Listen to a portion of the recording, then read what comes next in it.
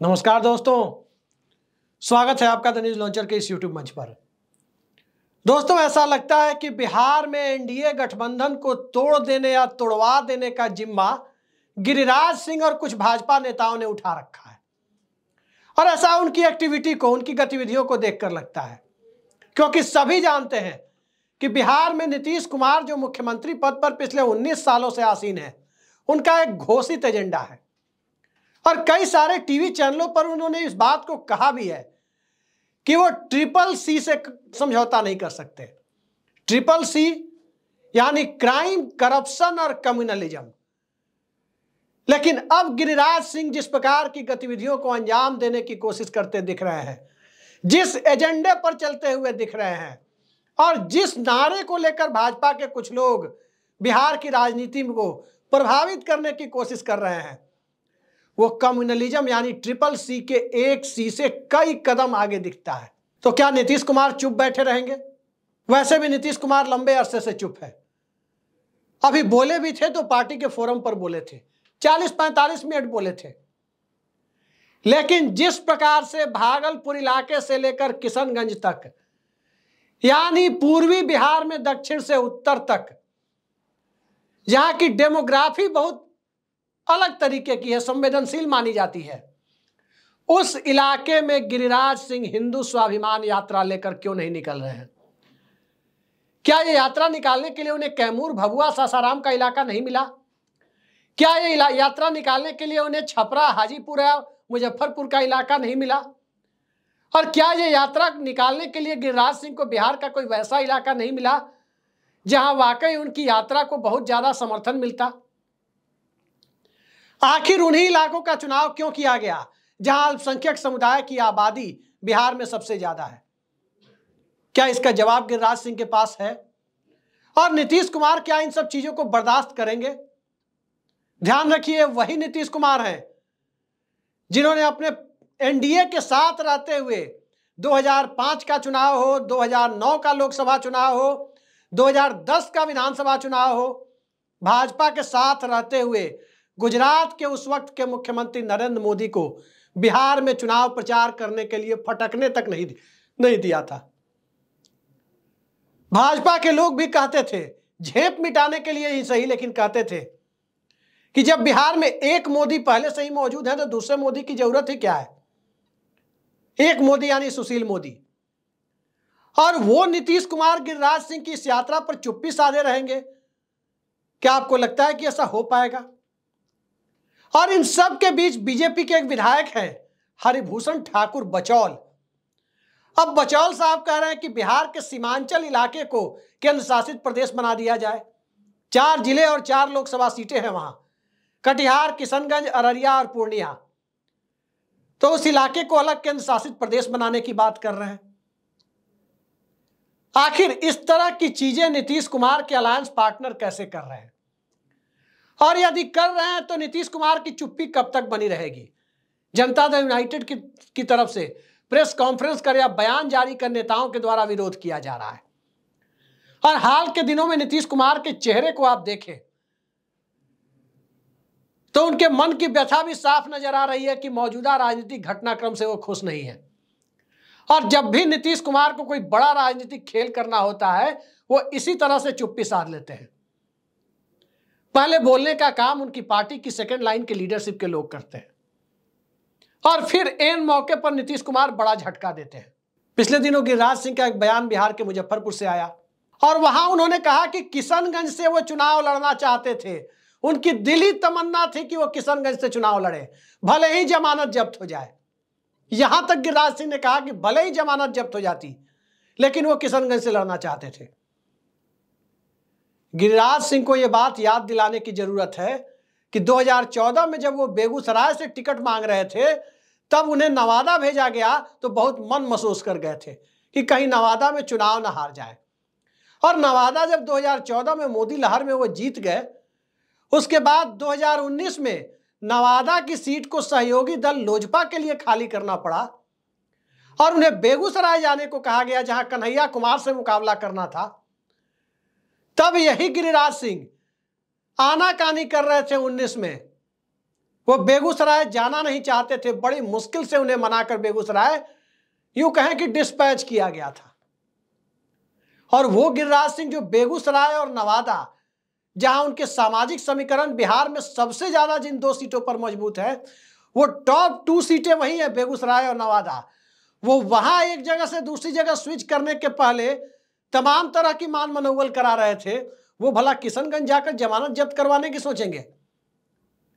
जो व्यक्ति सांसद बनकर दिल्ली आता हो, तो दिल्ली आने के बाद उसकी नजर दिल्ली में सबसे बड़ा 5 स्टार बंगला कहा जाने वाला बंगला, जिस बंगले में तकरीबन 20 साल से ज्यादा समाजवादी पार्टी के नेता अमर सिंह रहा करते थे, उस बंगले पर उनकी नजर थी, 27 लोधी एस्टेट पर। और दिल्ली सांसद बन के आने के बाद उन्होंने 27 नंबर लोधी रोड में ही अपना डेरा जमाया था। वो गिरिराज सिंह जमानत जब्त कराने की बात करेंगे? जो किशनगंज जाकर जमानत जब्त कराएंगे? जनता सब समझती है कि वो सांसद बन के दिल्ली आना चाहते थे, क्योंकि दिल्ली में उन्हें लुटियंस दिल्ली के बंगले बड़े अच्छे लगते थे। बहुत दिनों तक लालमुनि चौबे के आवास पर प्याज काटना, मटन बनाना, ये सब काम लोग बताते हैं उस वक्त के प्रत्यक्षदर्शी की वो करते थे। मटन खाने और बनाने के शौकीन हैं, इसमें कोई बुराई भी नहीं है।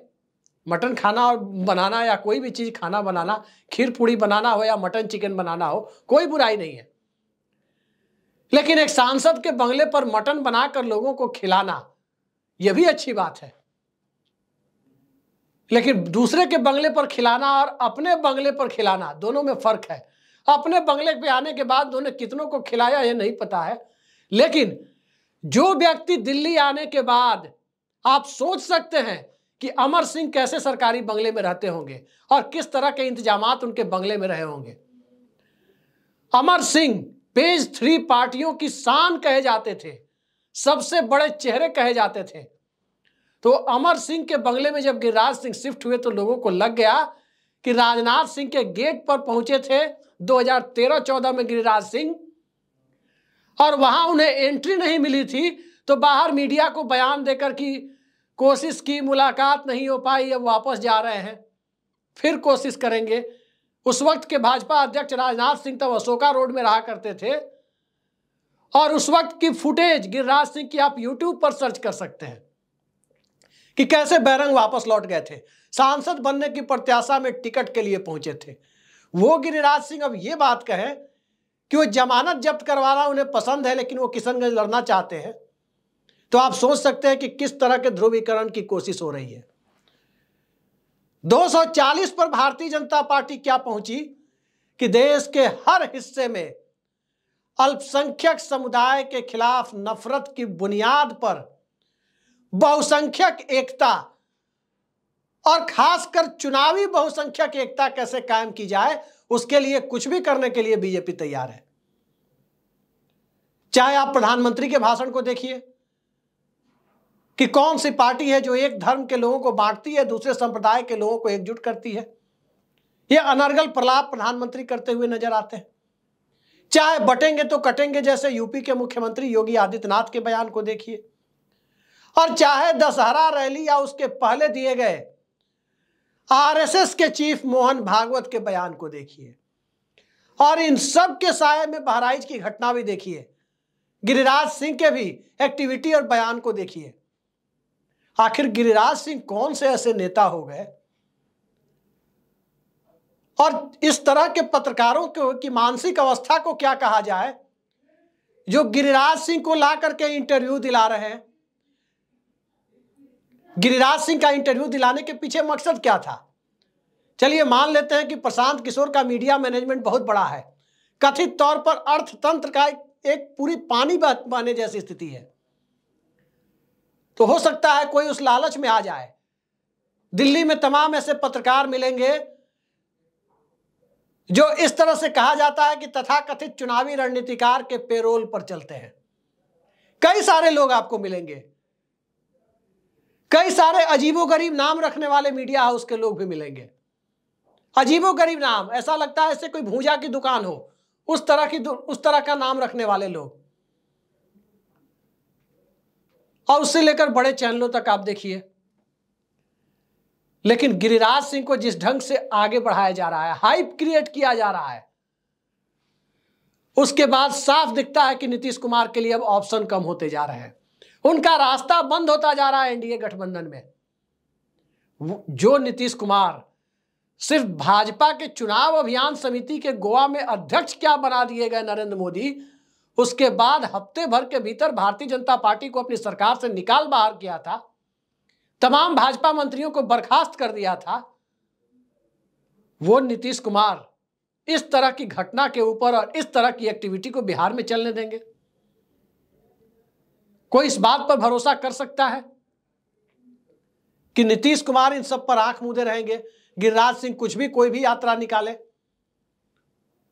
ये साफ दिख रहा है कि जनता दल यूनाइटेड की तरफ से जो व्यक्तिगत प्रतिक्रियाएं आ रही है, आने वाले वक्त में नीतीश कुमार तूफान के पहले की शांति का संकेत दे रहे हैं। वो ट्रेलर दिखा रहे हैं, वैसा ही ट्रेलर जैसा वो अक्सर दिखाते रहे हैं। ट्रेलर कैसे दिखाते हैं नीतीश कुमार? भारतीय जनता पार्टी से नाता तोड़ने के पहले बीजेपी के करीब करीब साथ हो चुके जेडीयू के पूर्व राष्ट्रीय अध्यक्ष आरसीपी सिंह को उन्होंने राज्यसभा जाने से वंचित कर दिया था, और महीने भर बाद क्या हुआ था? 9 अगस्त 2022 को सभी जानते हैं कि गठबंधन बदल गया था। वो नीतीश कुमार जब लालू यादव की पार्टी के साथ भी उनका मन भर गया, वहां भी उनका मन नहीं लग रहा था, तब उन्होंने क्या किया था? बिहार के मोतिहारी में सेंट्रल यूनिवर्सिटी केंद्रीय विश्वविद्यालय में जहां राष्ट्रपति का कार्यक्रम था, वहां खुलेआम ये बात भाजपा नेताओं की तरफ इशारा करके कही थी। विश्वविद्यालय के कार्यक्रम में वो कहने की जरूरत नहीं थी जो बात उन्होंने कही थी। क्या कहा था? यही कहा था, भाजपा नेताओं को इंगित करते हुए कहा था कि अरे आप लोगों के साथ हमारा दोस्ती कभी खत्म होने वाला है क्या? यह एक स्पष्ट इशारा था कि नीतीश कुमार राष्ट्रीय जनता दल से दूरी बनाने की तरफ बढ़ रहे हैं। G20 की मीटिंग में इक्के दुक्के मुख्यमंत्री आए थे दिल्ली प्रधानमंत्री के बुलावे पर, उसमें नीतीश कुमार भी पहुंचे थे, इंडिया अलायंस में होते हुए पहुंचे थे। फिर आगे क्या हुआ था? 28 जनवरी को जिस इंडिया गठबंधन को नीतीश कुमार ने बनाया, उस इंडिया गठबंधन को ठोकर मार दी थी, काफी आलोचना भी हुई। लेकिन अब गिरिराज सिंह के द्वारा जो परिस्थितियां पैदा की जा रही है, स्वाभाविक है उसमें गिरिराज सिंह अकेले नहीं है। जिस भारतीय जनता पार्टी में आला कमान के इच्छा के बिना पत्ता भी नहीं खड़कता हो, उस भारतीय जनता पार्टी में गिरिराज सिंह की यह मजाल कि नरेंद्र मोदी सरकार को अस्थिर करने के लिए, जो बैसाखियों पर टिकी हुई सरकार है, उसको अस्थिर करने जैसा कदम उठा लेंगे, जेडीयू को नाराज कर देंगे। जी नहीं। दरअसल सांप्रदायिकता दक्षिणपंथी ताकतों का लास्ट रिजॉर्ट होती है, आखिरी रिजॉर्ट।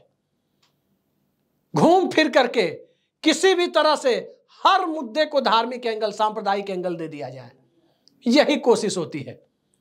और इसी कोशिशों का परिणाम चाहे नरेंद्र मोदी, चाहे मोहन भागवत, चाहे योगी आदित्यनाथ के बयान हो, चाहे गिरिराज सिंह या हरिभूषण ठाकुर बचौल की एक्टिविटी हो, और चाहे भारतीय जनता पार्टी की हाल के दिनों की गतिविधियां हो कि जाति जनगणना के मुद्दे से, मंडल पार्ट 2 होने से कैसे इस देश को बचाया जाए।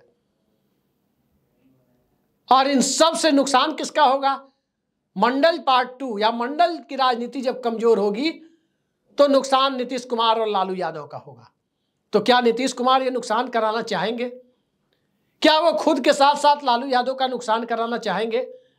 क्योंकि लालू यादव और राष्ट्रीय जनता दल तो नीतीश कुमार के लिए एक पॉलिटिकल टॉनिक है कि कभी उसके वोट बैंक का साथ में रहकर फायदा उठाओ, तो कभी उसके पूर्व के कार्यकाल का विरोध में रख करके उसके विरोध में गोलबंदी का चेहरा बनकर के सामने जाओ। और दोनों ही परिस्थितियों में नीतीश कुमार कामयाब होते रहे। लेकिन गिरिराज सिंह की कोशिशें बिहार की राजनीति में नीतीश कुमार और जनता दल यूनाइटेड को कहां छोड़ेंगी, ये सवाल। और नीतीश कुमार की चुप्पी, जनता दल यूनाइटेड की तरफ से आ रहे नेताओं के निजी बयान, और उन सब से आगे बढ़कर नीतीश कुमार का दिल्ली में कई सारी महत्वपूर्ण बैठकों में हिस्सा लेने नहीं पहुंचना, साफ जाहिर करता है कि कुछ न कुछ खिचड़ी अंदर पक रही है। और किस तरह की खिचड़ी पक रही है? वो तेजस्वी यादव की चुप्पी, लालू यादव की चुप्पी, नीतीश कुमार के ऊपर कांग्रेस के नेताओं की चुप्पी, ये सब कुछ इशारा कर रही है कि आखिर खेल किस दिशा में जा रहा है। क्या झारखंड चुनाव तक भी ये सरकार चल पाएगी? क्या झारखंड चुनाव तक भी नीतीश कुमार एनडीए के पाले में रह पाएंगे? पक्के तौर पर इस बात को नीतीश कुमार के सिवा कोई दूसरा व्यक्ति नहीं कह सकता, लेकिन ज्यों-ज्यों गिरिराज सिंह जैसे राजनीतिक तत्व बिहार भाजपा में इस तरह की गतिविधियों को अंजाम देने के लिए आगे बढ़ते रहेंगे, नीतीश कुमार और जनता दल यूनाइटेड भारतीय जनता पार्टी से दूर जाते हुए दिखाई देते रहेंगे और कभी भी औपचारिक ऐलान की स्थिति आ सकती है। तो देखिए औपचारिक ऐलान होता कब है। वैसे नीतीश कुमार औपचारिक ऐलान करते नहीं है, खुद ब खुद ऐलान हो जाता है। मैं फिर कह रहा हूं, कई सारे चैनलों पर आप देखते होंगे नीतीश कुमार के लिए कहा जाता है पलटू राम है, लेकिन अपने दर्शकों से मैं पूछना चाहता हूं कि पिछले 19 सालों में नीतीश कुमार को आपने पलटते हुए देखा है क्या? एक बार थोड़े दिन के लिए वीआरएस ले लिए थे जब जीतन राम मांझी को बनाए थे, अन्यथा कुर्सी पर तो वही बैठे हुए हैं। कभी पलटकर भाजपा आती है, भाजपा जाती है, कभी पलटकर राजद आती है, राजद जाती है। तो क्या इस बार फिर भाजपा और राजद दोनों को पलटासन कराने के लिए नीतीश कुमार आगे आएंगे?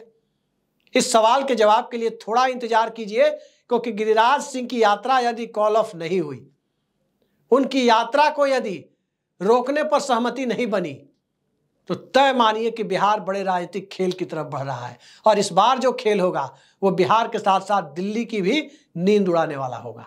आज के लिए इतना ही। नमस्कार।